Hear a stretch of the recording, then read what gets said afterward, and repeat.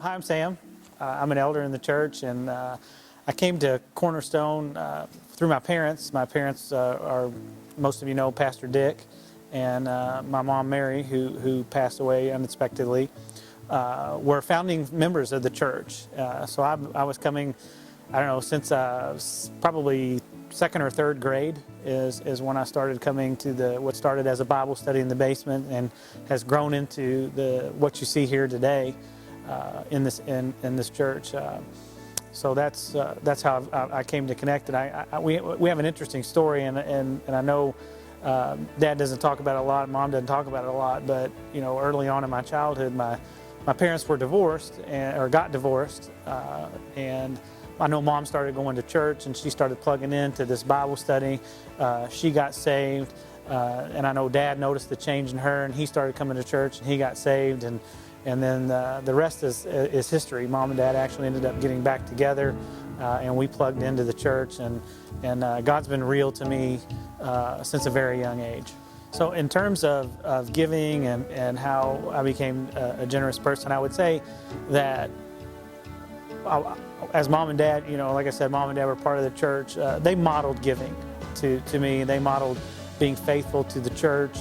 And so I knew, you know, as I graduated college and started a job, I was kind of not really plugged into a church, but we moved around the country and never really got to plug in. But when Stephanie and I got married and we found a church, we started talking, and we really said, you know, we really want to be tithers. It was actually our initial target, was to be tithers to the church. And if I was going to give advice on helping someone become a generous person, I would tell them, first of all, as Pastor Shanik and the other pastors get up and when they take the offering, they talk about making sure you have a plan. In order to give cheerfully, we have to have that purpose and that plan.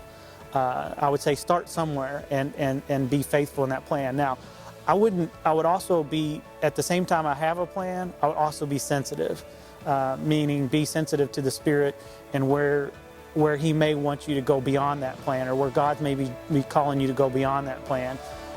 But be very obedient as you go through that, and that would be my encouragement, is to start with a plan. The second thing that I would say is that in the Old Testament, God does say to try Him or test Him in this. That's a pretty strong, to me, that's a pretty strong word, you know, a word from God. Most of His promises, you know, He doesn't give us that challenge to test and try. So try something. You know, that would be the second thing. And the third thing I would say is money is just a tool. Remember, it is just a tool. And if you want, and I remember a guy who down in South Carolina, he did an offering lesson, and he said, money's just a tool. If you want more of it, give it away. And I can tell you, it's from our life, and you know, from Stephanie and I in our life, we have seen that to be the case. So remember, it's just a tool. It's not what's going to save you. It's not what's going to make things better for you. It is simply a tool. And if you want more of it, give it away.